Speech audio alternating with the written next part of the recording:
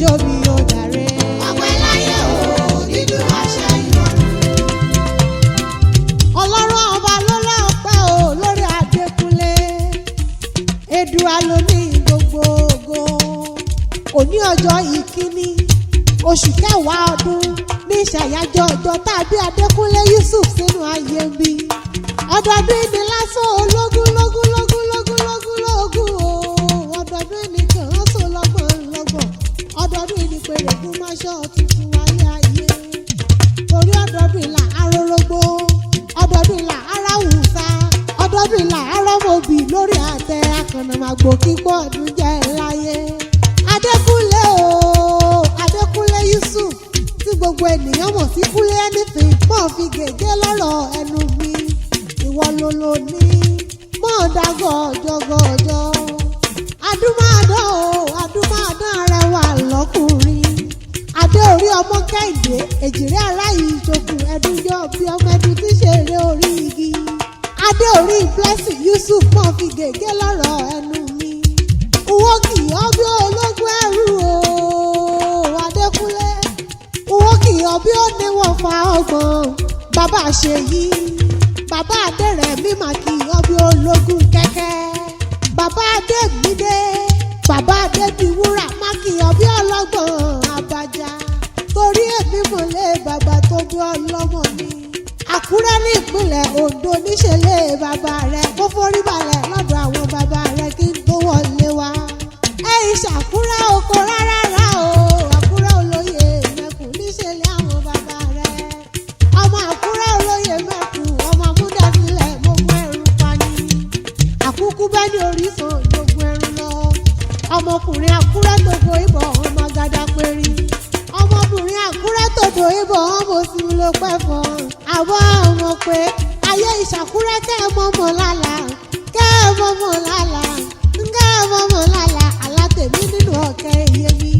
Àkúrẹ́ lómi méjì hàn pé jèjì lálá. Àlá túléwà ire kàbí àlá tó kó. Àlá ṣe bẹ́ẹ̀ odò omi ọmọ ọlọ́jà méjì kan iná lọ́rìn jọ. Bébí ni wọ́n ń pokí ilé bàbá tó bí ọlọ́mọ. Mo tún ta kọ́mọ́kọ́mọ́ Adékúnlé. Mo tún kọjá lọ sílé ìyá rẹ̀.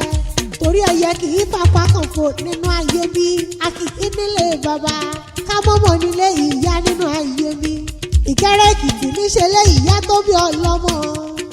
Ọmọ Òkẹ́rẹ́ Ìkẹ́tẹ̀ ọ̀nìyàn àná. Inú wọn pò kí ilé ìyá tó bí ọlọ́mọ. Ọmọ olókè méjì takọ́sabo. Ọmọ olóṣù tarùn kẹrẹ. Ọ̀rọ̀ lẹ̀ bàbá hù sí. Adékúnlé mọ̀ gbọ́ bí mo ti kó kí ilé ìyá rẹ̀. Òkèrú yọ̀yọ̀ kémi ya fún ọ̀nà òkè parapọ̀ ọ̀sọ̀radùta. Ọmọ àbágbàmí èyé gbàmí àgbẹ́gbẹ́ fìàfìà alápá fàárí. Ọmọ ilé ó jẹun rèé. Ọmọ ojúkè ibojú lérù. Ọmọ ègbó olúwayé o, ègbó olúwayé.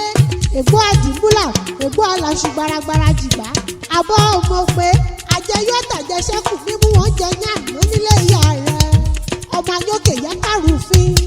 Ọmọ ògèlè mọ́jọ́ ọba. Ọmọ àgbàgbà yókè tó ń ṣàgbágẹ̀rẹ̀ lúlẹ́rìí ìpọ̀dọ̀ mùsù titun barun. Àṣeyíṣẹ́ àmọ́dún o lórúkọ lọ́rùn ọba. Àyájọ́ ọjọ́ òmìnira orílẹ̀-èdè Nàìjíríà ìlọ wáyé. Kádàrí wáyé ó fún olómìnira lọ́kàn lára. Ó ti gòkè àgbà lágbára Ọlọ́run ò ní rẹ̀lẹ̀ láéláé. Ayé rẹ̀ yọ̀gbọ́n dára sí ni. Ọmọ òmòwò nínú owó. Ọ̀ọ́nì báwọn ráhùn ohun rere láṣẹ àdáni wáyé. Torí ọ̀gẹ̀dẹ̀ etí odò kì í ráhùn omi. Àṣẹ Ọlọ́run Olódùmarè ni. Òkè òkè ilẹ̀ burú sí o.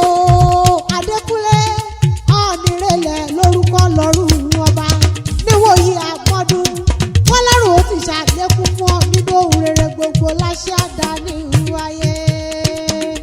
Alámọ̀kẹ́ mo dánú dúró náà o, mo dánú dúró náà. Mo fẹ́ padà álé àwọn bàbá mi ni. Ọmọ onílé ọlá.